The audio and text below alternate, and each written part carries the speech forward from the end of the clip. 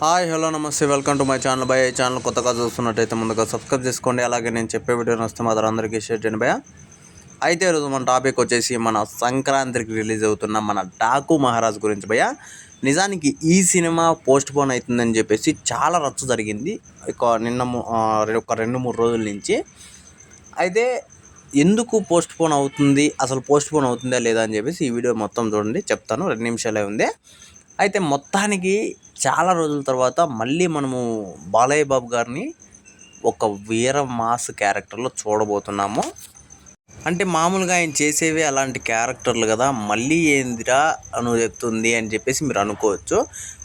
మీకు నిజంగా ఈ సినిమా ఒక 2-3 అఖండాల సినిమా లాగా ఉంటుంది అని చెప్పచ్చు. ఎందుకంటే మన బాబీ గారు ఇచ్చిన హైప్ అలాంటిది. మరి చూడాలి ఆ రేంజ్లో ఉంటుందా లేదా అని చెప్పేసి. అలాగే మన బాలకృష్ణ గారు ఎలాంటి యాక్టింగ్ చేస్తారు, ఎలాంటి డైలాగులు చెప్తారో అది అందరికీ తెలిసిన విషయమే. ఇప్పుడు మొత్తానికి ఎందుకు పోస్ట్ పోను అని చెప్పేసి చాలామంది ఎందుకు చెప్తున్నారు అంటే, ఇప్పటి వరకు అంటే ఒక టీజర్ మాత్రమే వచ్చింది. ఇంకొక నెలలో సినిమా ఉంది. కరెక్ట్గా నెల రోజులే ఉన్నాయి సినిమాకి. ఇంకో నెలలో సినిమా ఉన్నప్పుడు మనకు టీజర్ మాత్రమే వదిలారు. అంటే ఏ అప్డేటు లేదు. అందుకని చెప్పేసి సినిమా పోస్ట్ పోన్ అవుతుంది అని చెప్పేసి కింద కామెంట్లో నేను చూశాను. ఇంకో కారణం అయితే ఏమీ లేదు భయ్య. షూటింగ్ పరంగా కానీ ఎక్కడ కానీ, బాలకృష్ణ గారి పరంగా కానీ, అసలు బాబీ గారి పరంగా కానీ ఎక్కడ కూడా ఏ ఇబ్బంది లేదు. ఇవంతా ఫేక్ న్యూస్లు అనే చెప్పచ్చు.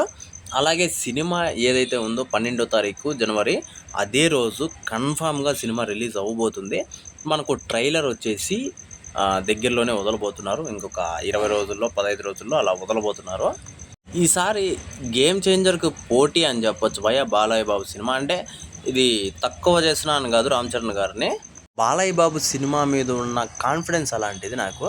ఎందుకంటే ఇంచుమించు అక్కడ శంకర్ గారు ఉన్నా, ఇక్కడ బాలయ్య బాబు గారు ఉన్నారు. ఒక్క ధైర్యం చాలు, అసలు కొట్టుకు వచ్చేసాడు సినిమాని. ఆ రేంజ్లో ఉంటుంది. అలాగే మన తమనన్న మ్యూజిక్ చూసాము డాకు మహారాజ్ టీజర్కి. అసలు బ్యాక్గ్రౌండ్ మ్యూజిక్ చాలు భయ్య సినిమా ఏ రేంజ్లో ఉండబోతుంది అని చెప్పడానికి.